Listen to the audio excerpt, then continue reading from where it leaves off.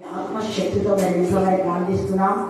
లేఖన భాగాలు చెప్పిన బిడ్డను బట్టి ఆ వాక్యము వారి జీవితానికి సోపానంగా ఉండటానికి, వారి జీవితానికి స్థిరమైన పునాదిగా ఉండటానికి, వారి జీవితానికి వెలుగుబాటగా జీవ మార్గంగా నా తండ్రి దేవా సత్య మార్గంలో, నీతి మార్గంలో, నీకు ఇష్టమైన మార్గంలో నడుస్తూ దేవా పాపం చేయకుండా చరిత్రను ఆశ్రయించుకొని దేవా నా ప్రభా నీకు ఇష్టమైన బిడ్డగా, సాక్షులుగా, సాధనలుగా ఈ బిడ్డలు ఈ యొక్క చిన్న వయసులోనే మీరు మైటీ వెపన్స్ గా మీరు వాడుకుంటున్న విధానం బట్టి ఎంత స్తుతించినా కూడా తక్కువే ప్రభా. స్తోత్రం.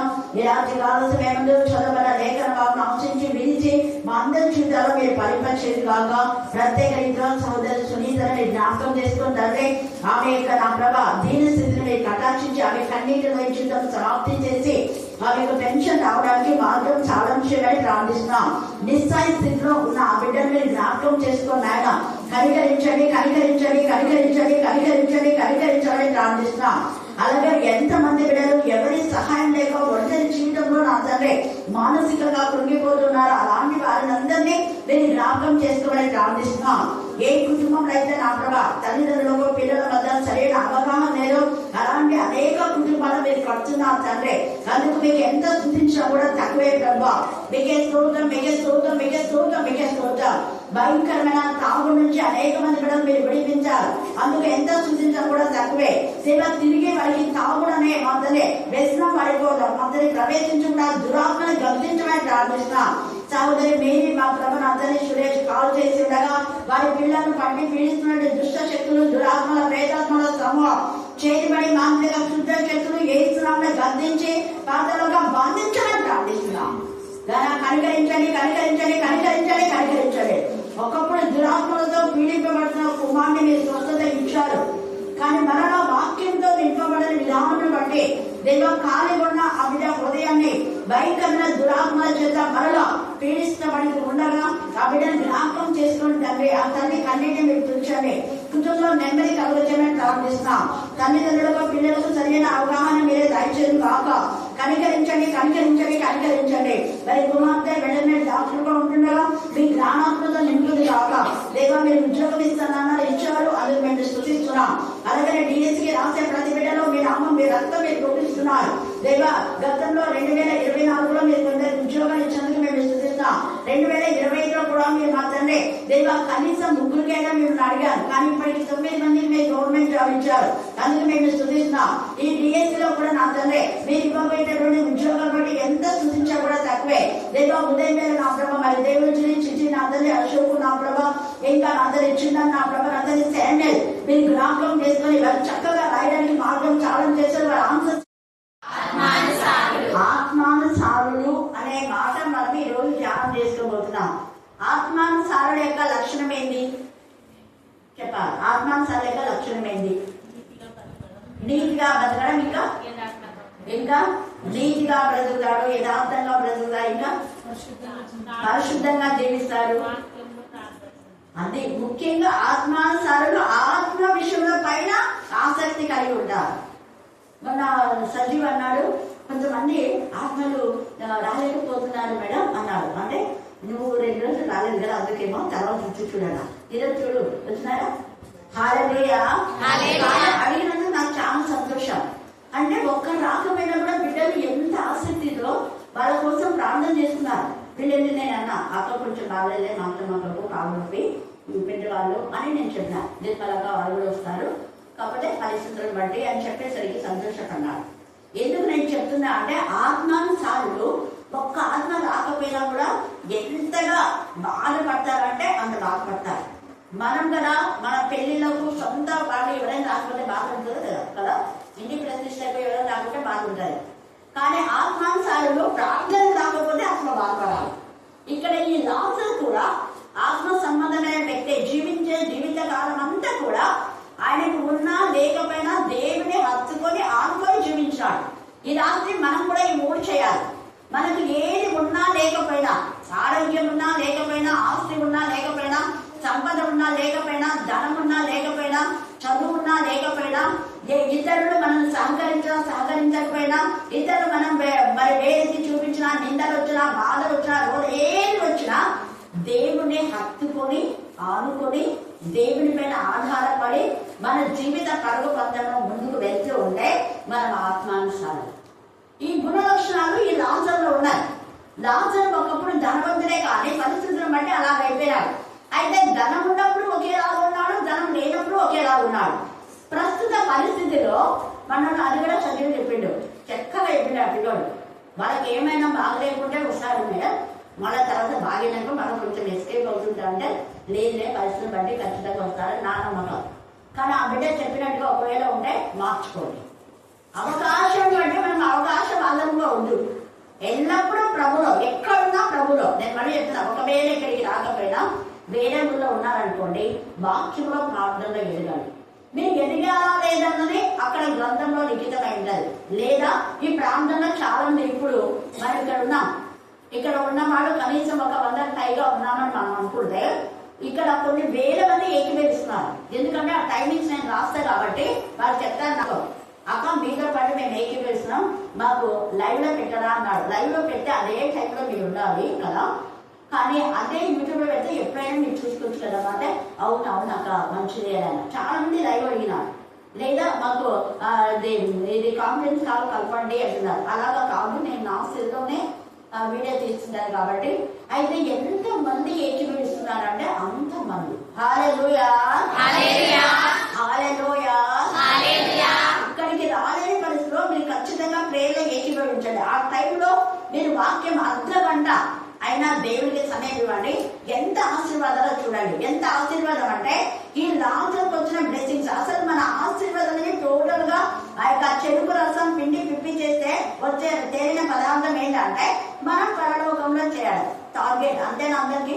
అవునా కదా? అందరి ఆశ అంతేనా? మనం ఏం చేసినా దేవాన్ని రాజ్య వారసులు కావాలి అన్నది మన యొక్క ఇదే. అలాంటి ఉద్దేశంతో మనం ఈ లోకంలో జీవిస్తుంటే ఈ యొక్క లాజరు పేదరికంలో ఉండి కూడా దేవుని హత్తుకొని ఆనుకొని దేవుని పైన ఆశ కలిగి ఆసక్తి కలిగి ఉన్నాడు కాబట్టి అతను ఆ పరిస్థితిలో వంట చేసుకోలేడు, ఒంటరిగా ఉన్నాడు. అతనికి వచ్చినటువంటి ఆ యొక్క వ్యాధిని బట్టి అతన్ని బయటికి తోసేశారు కాబట్టి ఎక్కడ ఏం చేయలేని పరిస్థితిలో ఒక ధనవంతుని ఇంట్లో చేరాడు.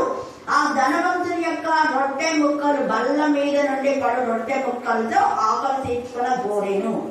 అంటే ఆ కింద పండమని తెచ్చి బయట ఇస్తారు కదా మామూలుగా పనులు వచ్చి, అప్పుడు ఆ కుక్కలు తింటున్నాయి, రాజులు కూడా తింటున్నారు. కానీ ఎంత బాధాకరమైన సిచ్యువేషన్ ఉన్నా దేవుని స్థుతించడం మానలేదు. మనకు అంత సిచ్యువేషన్ లేదు కాబట్టి సాకులు చెప్పొద్దండి అనేది మొదటి. మనం ఏదైనా దేవుని సన్నిధికి రాకపోవడానికి ఎన్ని సాకులు ఎట్లుందా వద్దు. దేవునికి ఫస్ట్ తయారు తింటాం. దినమంతలో నేను చెప్పేది ఒకటే, మీరు ఇంటి దగ్గర ఎంతన్నా ప్రార్థన చేసుకోండి, ఎంతన్నా వాక్యం చదవండి, ఫెలోషిప్ లో అర్ధగంట అయినా గడపండి చెప్తా. కనీసం వాక్యం 8 నుంచి 9కి వాక్యం స్టార్ట్ అవుతుంది. మీరు వంటలు చేసుకుని కూడా రండి అని చెప్తారు చాలా మందికి. అలా రావడం ద్వారా మనం ఎంత బ్లెస్సింగ్స్ పొందుకుంటామో. కానీ అలా లేకుండా చూడండి, ఇక్కడ ఇష్టానుసారమైన జీవితం. ధనవంతుడు ఉన్నాడు కదా, ఇతను ఎలా ఉన్నాడ, అతడు ఊదా రంగు బట్టలు, సన్నపు నార వస్త్రములు. ఊదా రంగు బట్టలు అంటే రాజరికానికి గుర్తు. ఏమాత్రం నలకుండా రోజుకు 3 సార్లు వేసుకుంటాడో 1 సార్లు వేసుకున్నాడో తెలియదు, కానీ శ్రేష్టమైనవి కాస్ట్లీ. ఆ యొక్క కాస్ట్లీ డ్రెస్ ఇతను ఒక్కడే వేసుకున్నా కానీ మళ్ళీ వాళ్ళకి ఇవ్వడు. ఇతని స్వార్థం అంతా మనకు తర్వాత తెలుస్తుంది. ఇతను ఏం చేస్తున్నా అంటే సన్నపు నార వస్త్రములు ధరించుకొని ప్రతి దినం అంట, ఒక దినమా మరి చెప్పండి, ప్రతి దినం బహుగా, ఇక్కడ అన్కౌంటబుల్ అంటే కొలత లేని విధానంలో బహుగా అతను సుఖపడుతుండేవాడంట. ఒకవేళ నువ్వు దేవునికి సమయం ఇవ్వకుండా ఎంత ధనికుడమైనా, ఎంత ధనికురాలైనా, ఎంత జ్ఞానవంతులైనా, ఎంత అందం ఉన్నా, ఆస్తున్నా, తప్ప ఏమున్నా కూడా అన్ని ఇదిగో ఈ వ్యక్తికి వచ్చే బతికే వస్తుంది. జాగ్రత్త. ఇతను రోజు సుఖపడుతున్నాడు. దేంట్లో? తినము, తాగుము, సుఖించు. 3 విషయాల్లోనే. శరీరాశ, నేత్రాశ, జీవజ్ఞంగం. అవును కదా, అక్కడ పేదవాడు ఉన్నాడు, ఆయనకు పోయి అన్నం అయిపోయి ఏనాడు అన్న లాభం లేదు. ఇక్కడ కింద పడిన రొట్టె ముక్క. అతనికి ఉన్నటువంటి ధనవంతుడు కాబట్టి ఎంతో ఉన్నది ఆహారం. తినేటప్పుడన్నా ఒక ప్లేట్లో కొంచెం అన్నం తీసిపోయి అతనికి వేయకోండి అన్న పాపని కోరాడు. చూడండి ఎంత నీచమైనటువంటి క్యారెక్టర్. తను తినేటప్పుడు బల్ల కింద పడే వాటినే ఆయన చూడండి. ఈ యొక్క లాజరు తింటున్నాడే కానీ ఒకవేళ ముక్కలు పడలేదే అనుకో, ఉదాహరణ ఆ రోజు అతను ఎలా అంటున్నాడు, ఆ పని వాళ్ళైనా పోయి వేయచ్చు కదా, అది కూడా లేదు ఇక్కడ. ఎంత చూడండి. అవును, ఒక వ్యక్తి ఉన్నాడు మన ఇంటి దగ్గర, ఏదో ధనవంతుడు కదా, ఏదో దొరుకుతుంది లేని ఆశతో ఉన్నాడు. అతనికి రోజు ఒక పూటన్నా పెట్టండి అని చెప్పొచ్చు, కానీ అలా కూడా చెప్పాలి. సిద్కియా అంత కఠినమైన, అంత దేవుడికి విరోధమైన విధానంలో తర్వాత తప్పు తెలుసుకొని సిద్కియా కూడా ఒక దేవుడికి మహిమకరమైన విధానం, ఎంత పెద్ద సైన్యం కదా, అయినా కూడా తర్వాత బుద్ధి వచ్చి ఇర్మియాకు ఏం తక్కువ చేయదండి, ఇర్మియా ఎక్కడ ఉంటాడంటే అక్కడ ఉండి ఆయన కనుక భోజనం సప్లై చేయండి అని చెప్తాను. చేయలేదు వినంక ముందేమో ఇర్మియా చెప్పిన మాట వినరు. మనం ఆ యొక్క ఇర్మియా మనం చివరి అధ్యాయాలు చదువుకుంటే అక్కడ తేటగా రాయబడుతుంది అన్నమాట. అంత కఠినమైనటువంటి సిద్కియా మార్చబడ్డాడు, కానీ ఇతనిలో మార్పు ఏమాత్రం లేదు. చూడండి, అతను ఆ యొక్క ధనవంతుడు ఇంటి వాకిట పడి ఉండి అతని బల్ల మీద నుండి పడు రొట్టె ముక్కలతో ఆకలి తీర్చుకున్న గోరేను. ఎంతో కొంత బట్టి ఆయన మాత్రమే ఆకలి తీర్చుకోండి. తర్వాత అంతేకాక కుక్కలు వచ్చి వాని కురుపులు నాకెను అంటే అర్థమైంది, ఈయన రొట్టె ముక్కలు తింటుంటే ఆయన చేతులు రొట్టె ముక్కలు కూడా తినడానికి అవి నాకున్నాయని అంటే. లేదా కుక్కలు కానీ పడేసినటువంటి ఆహారం మనం తింటామా? ప్రస్తుతం ఒకప్పుడైతే ఎంత అన్నం ఇచ్చినారంటే ఏదో ఇచ్చినారు కదా అని చెప్పి ఎంత ఇదిగా తీసుకొని తినేవాళ్ళు. ఇప్పుడు భిక్షగాలు ఎట్టున్నారు తెలుసా, కొంచెం అది వేడి వేడి అయితే తింటారు, మళ్ళీ వేడిదా ఈ రోజా అని అంటారు. భిక్ష మనం చేసేటప్పుడు ఇది ఈ రోజా అని చెప్తారు. కొంతమంది ఇట్లా వాసన చూసి వదిలేండి అనే వాళ్ళు కూడా ఉన్నారు, నాతో చెప్పారు కొంతమంది. తర్వాత ఆహారం మనం ఏదో పాపం కదా అని చెప్పేసి మనం అన్నము కలిసి చేస్తే అవి వద్దు, ఏమేమంటారు, బియ్యం వేయండి. బియ్యం వేయడానికి వస్తే బియ్యం వద్దు, డబ్బులు వేయండి అంటారు. భిక్షగాళ్ళు కూడా ఎలా తయారయ్యారు అంటే, భిక్షగాళ్ళు ఇలా తయారైతే ఇంకా మామూలు వాళ్ళు ఎట్లా తయారవుతున్నారు మీకు తెలుసు. వాళ్ళు ఒకప్పుడు ఉన్నటువంటి పెద్దవాళ్ళు ఎప్పుడు అన్నం వేస్ట్ చేసేవాళ్ళు.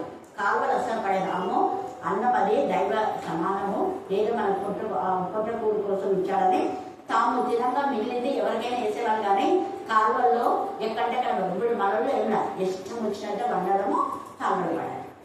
దేవుడు ఎక్కడ అడుగుతాడు గుర్తుపెట్టుకోండి అని. ఎక్కువైతే ఎవరికైనా ఇవ్వండి, లేదా కాలువలో పడేయకుండా పక్కన ఒక బండ మీద పెట్టండి, కుక్కలు తింటుంటాయి. కుక్కలు అంటే కుక్కలు కూడా ఆ యొక్క రొట్టె ముక్కలు తినడానికి ఈయన కుక్కలు నాకుతున్నాయంటే కుక్కలతో సహవాసం చేస్తున్నాడు. ఎంత బాధ!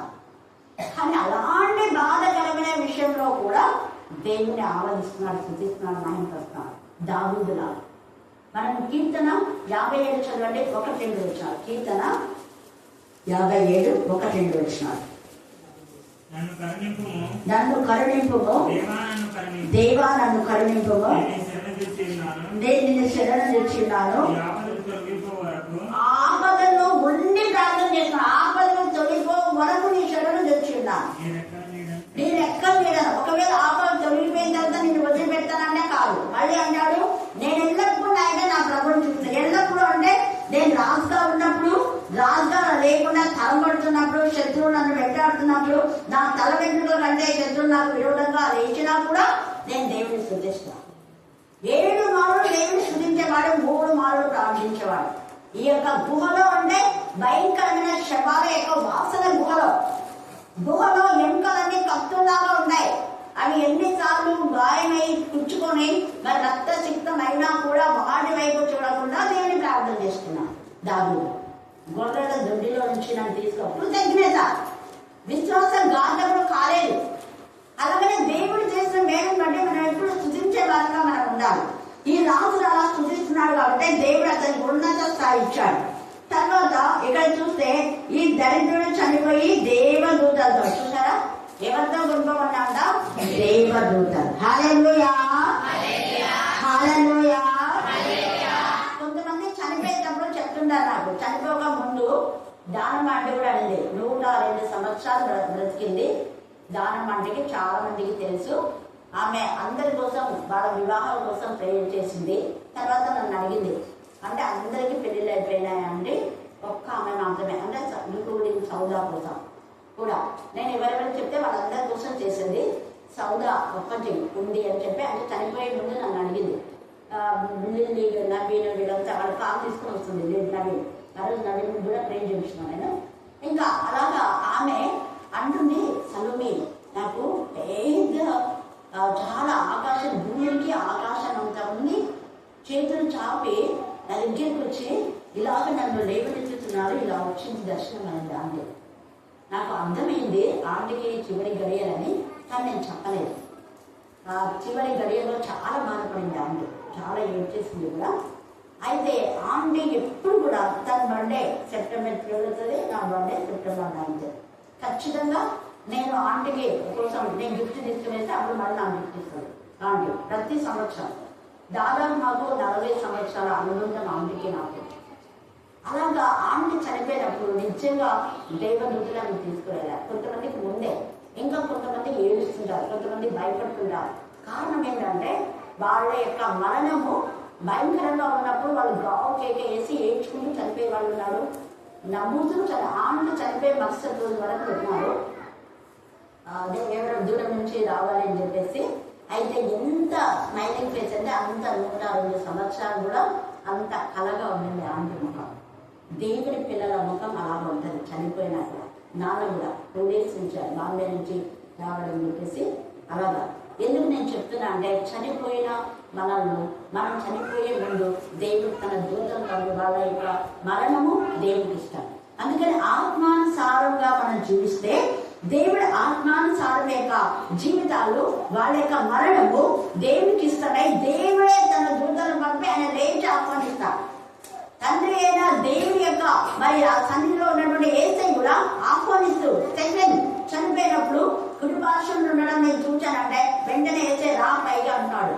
సెకండ్ ఆహ్వానించిన హల్లెలూయా హల్లెలూయా హల్లెలూయా. ఈ రాత్రి కాలంలో మనం ఆత్మానుసారంగా ఉన్నామా, శరీరానుసారంగా ఉన్నామా? ఆత్మానుసారంగా ఉంటే ఖచ్చితంగా నువ్వు దేవదూతలతో కొనిపోబడి అబ్రహాము రొమ్మున ఎప్పుడు అంటే యేసు ప్రభువు వారు చనిపోయి తిరిగి లేచే వరకు ఆ అబ్రహాము కూడా ధనవంతుడే. అబ్రహాము ధనవంతుడే, ఇస్సాకు ధనవంతుడే, తర్వాత దావీదు ధనవంతుడే. వీళ్ళ ధనం ఎలాగో వచ్చిందంటే ఒక్కరిని తీసుకోకుండా కష్టపడి సంపాదించింది. అది ఇద్దరు ధనవంతుడే కానీ అక్రమంగా సంపాదించిన ధనం ఉండొచ్చు, లేదా స్వార్థం, రెండింటిలో. ఒకవేళ అక్రమంగా కాకపోయినా తన పిల్లల నుంచి వచ్చిన ధనమైనా ఒక్కరికి ఇవ్వకుండా తను సొంతగా ఒక్కడే తినుము త్రాగుము సుఖించుకునే విధానంలో. ఇంకొక ధనవంతుడు కూడా చాలా కొట్లు కట్టి నా ప్రాణమా అంటాడు. మేము అనేది లేదు అక్కడ.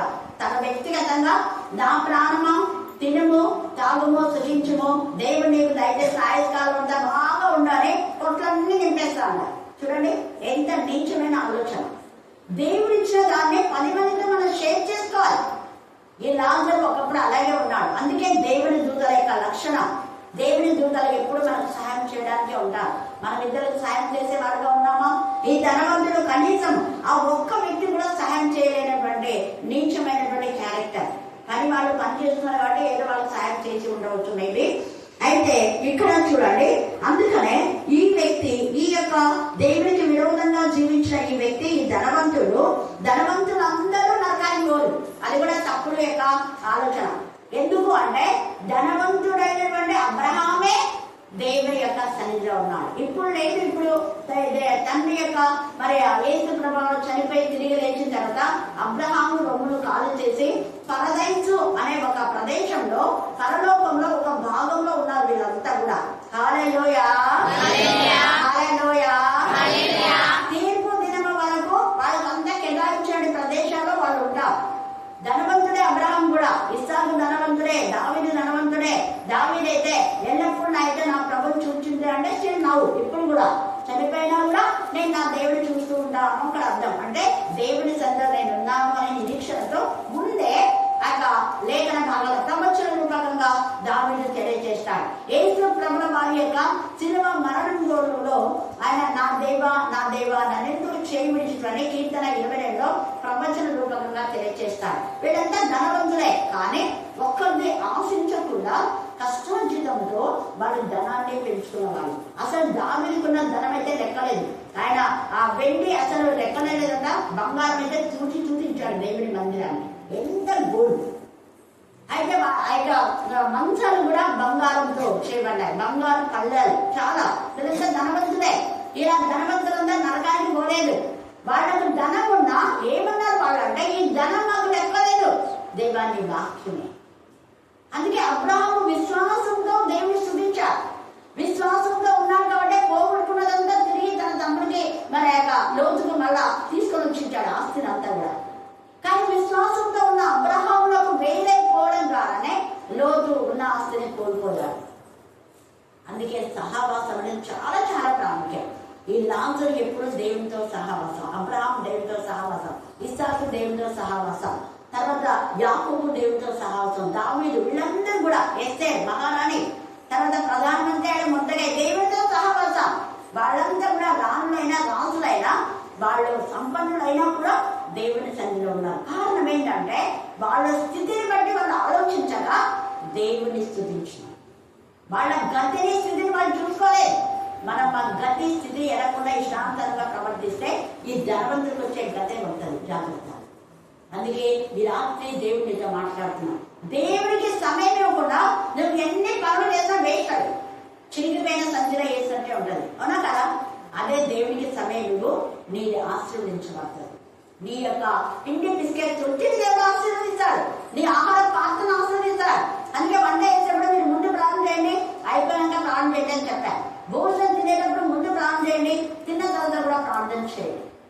అంతేగాని భోజనం తినేటప్పుడు ప్రార్థన చేయకుండా ఇష్టాంతరంగా తినేప్పుడే గొడవ వస్తారు.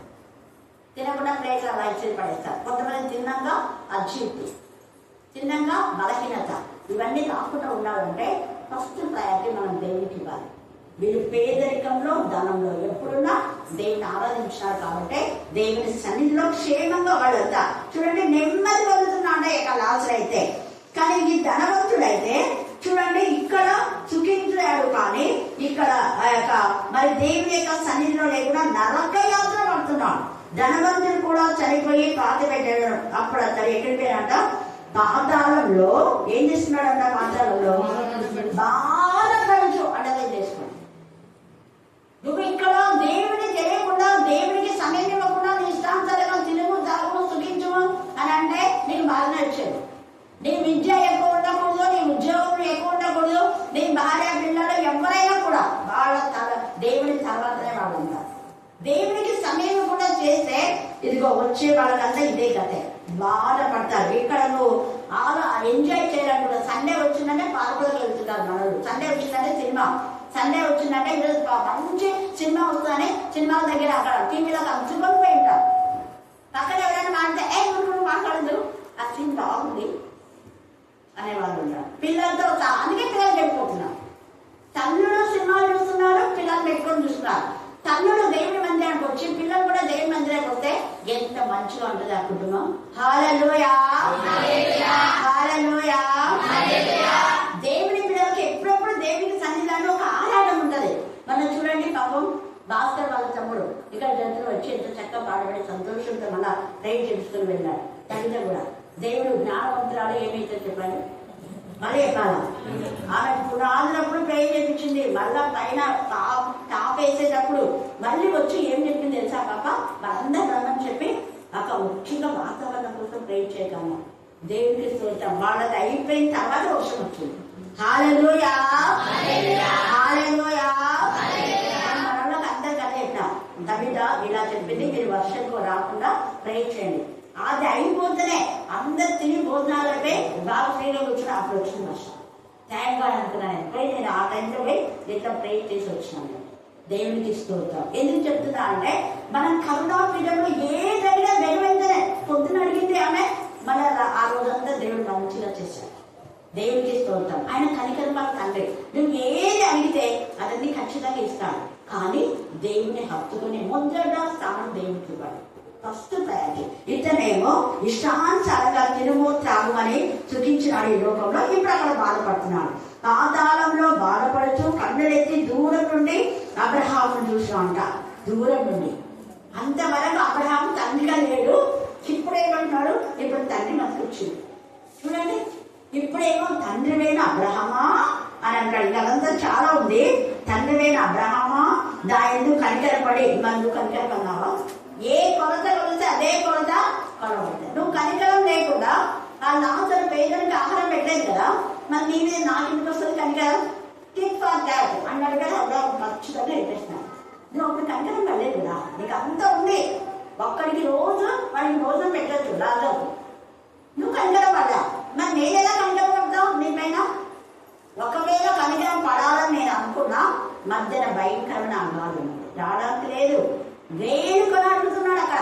ఇక్కడైతే బాగా ఉద్యోగాలు ఇచ్చినాడు దేవుడు లాజరుకు, ఏదో ఒక దానిలో కావాలని దేవుడే కడుపు చేసింటాడు వాడు. ఎందుకంటే అది పడుతుంది కదా అతని కడుపు నిండేది, దేవుడే పడేలా చేసింటాడు.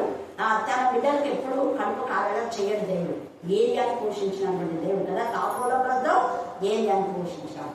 కాబట్టి ఈ సమయం ముందు మన జ్ఞాపకం, దేవుడు ఎప్పుడు నీకు తక్కువ చెయ్యడు. ఇక్కడ కూడా తన బ్రెయిన్ కొంత నీళ్ళు నుంచి నాలుగును చల్లార్చాలి అని అన్నాడు. కానీ ఇక్కడంతా ఇదంతా మీరు చదువుకోండి. అయితే అప్పుడు 25లో అంటున్నాడు, అందుకు అబ్రహాం కుమారుడా. చూడండి, ఇక్కడ తండ్రి అన్నాడు కాబట్టి నువ్వు నా కుమారుడే, కానీ నిజమైన కుమారుడు కాదన్నట్టు. కుమారుడా, నీవు నీ జీవిత కాలం అందు నీకు ఇష్టమైనట్లు సుఖం అనుభవించింది, అలాగనే లాజరు కష్టం అనుభవించినని జ్ఞాపకం చేసుకోను. ఎప్పుడైతే వాడు ఇక్కడ ఏం పొందుతున్నాడు? నెమ్మది పొందుతున్నాడు. నీవు యాతన పడుచున్నావు. అంతేకాక ఇక్కడ నుండి మీ యొద్దకు దాటగోరు వారు దాటి పోచాలకున్నట్లు, అక్కడి వారు మా యొద్దకు దాటి రాచాలకున్నట్లు మీకును మధ్య ఏమనంట? మహా అగాధం ఉంచబడింది. ఈ అగాధం నుంచి మనం తప్పించబడాలంటే తండ్రితో ఐక్యమయ్యా. మళ్ళీ వీడికి ఎంత స్వార్థం చూడండి ధనవంతుడికి. అలాగైతే నాకు 5 మంది అన్నలు ఉన్నారు, వాళ్ళకే ఎక్కాలంట, మిగతా వాళ్ళకు ఉంటుంది. ఇంత చచ్చిపోయినా కూడా బుద్ధి మారల. చచ్చిపోయినాకనన్నా నన్ను పంపిస్తే నేను నాలాంటి వాళ్ళు చాలా మంది ధనవంతులు ఉంటారు, మూర్ఖులు, వాళ్ళకి చెప్తాను తండ్రి అయిన అబ్రహామా నన్ను పంపించు అని అంటున్నాడా? అంటుందా? చూడండి, అక్కడికి పంపించండి అంటున్నాడు. ఎవరి కోసం పంపించాలంట? వాళ్ళ 5 మంది అంట. 5 మంది ఉన్నారు, 5 మంది కోసమే. మిగతా వాళ్ళు ఇంత చచ్చినా కూడా వీళ్ళు కొంతమందికి పుట్టుకతో పుట్టిన పుల్లలతో పొడిచినా కూడా ఓహో అన్నది సూక్తి ఇక్కడ గుర్తు పెట్టుకోండి. మీ పుట్టుకతో వచ్చిన చెడ్డ ఆలోచనని ముదురుకోండి. ఈ ధనవంతులాగా కావద్దు, ధనవంతులాగా యాతన పడద్దు. ఇప్పుడే బ్రతుకు మార్చుకో, ఇప్పుడే దేవుడికి సమయం, అప్పుడు నీకు నెమ్మది. నీకెందుకు నెమ్మది లేదంటే వాక్యంలో లేదు. ఎందుకు లేదు సుఖం లేదంటే వాక్యంలో. వాక్యం ఉండే వాళ్ళకి ఖచ్చితంగా దేవుళ్ళు ఆనందిస్తారు, నెమ్మది ఉంటుంది కూడా. కాబట్టి దేవునికి మహిమపరుస్తూ దేవునికి సమయం ఇచ్చి మనం దేవుని చెంత నిరంతరము దేవుని స్తుతిస్తూ ఉంటే నిరంతరము సుఖపడతాం. నిరంతరం దేవుని కనపరిస్తే నిరంతరం నెమ్మది, నిరంతరం దేవునికి స్థానం ఇస్తే నిరంతరము కొలతలేని జీవితం దేవుడు ఇస్తాడు. దేవుడు ఈ లేఖన భాగాన్ని దేవునికి ఆశీర్వదించుగాక. ఆమేన్, ఆమేన్, ఆమేన్.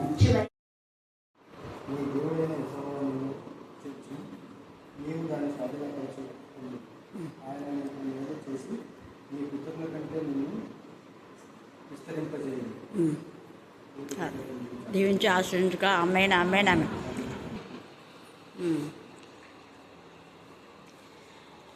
God bless you, Samuel. Many more happy returns of the day. May God bless you abundantly. God give you good wisdom, good knowledge and memory power.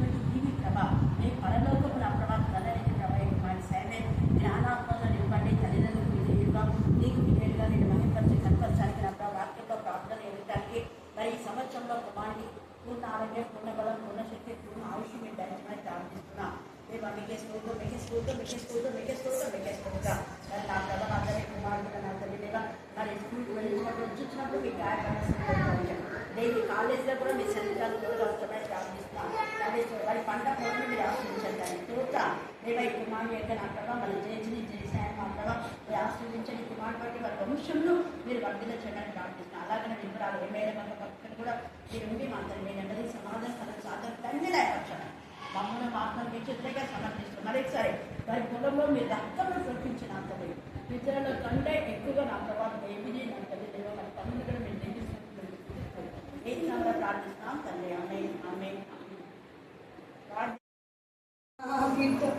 సరిపోతున్నప్పుడు ఎంత అంతకి రక్షణ దయచేసినావు నైనా నా ప్రభు అంత కష్ట బాధలో ఉన్నప్పుడు జ్యోతి నేను అక్క కోసం బావ కోసం కూడా ఏ ప్రసవిస్తాను సాక్ష్యం ఇచ్చింది నైనా నీకు స్తోత్రం తండ్రి స్తోత్రం ప్రభు ఆ బాబును 4 సంవత్సరాలు కాచి కాపాడిన తండ్రి ఈ రోజుకి 5వ సంవత్సరం నైనా నీకు స్తుతి స్తోత్రములనైనా స్తోత్రములనైనా అక్క చెప్పిన విధానం బట్టి జ్యోతి ఎంతో బాగా స్తోత్రములు స్తోత్రములు తండ్రి ఆ బిడ్డలు ఎంతగానో ప్రయాసపడుతున్నారు ప్రభు ఆ బిడ్డలకు ప్రతిఫలం దయచేయండి నైనా నీకు స్తుతి స్తోత్రములు తండ్రి స్తోత్రములనైనా నా ప్రభు ఇదిగోనైనా నీ మార్గంలో నడిచి నిన్ను గణపరుచుటకు ఆ బిడ్డలకు కృప చూపండి నైనా నీకు స్తుతి స్తోత్రమునైనా ఇక్కడ చేరిన ప్రతి ఒక్క బిడ్డను పేరు పేరు వచ్చిన దీవించి ఆస్వాదించి బలపరుస్తారని యేసయ్య నీ పరిశుద్ధమైన నామం నాని బ్రతిమలాడి వేడుకొంచున్నాను మా తండ్రి ఆమేన్.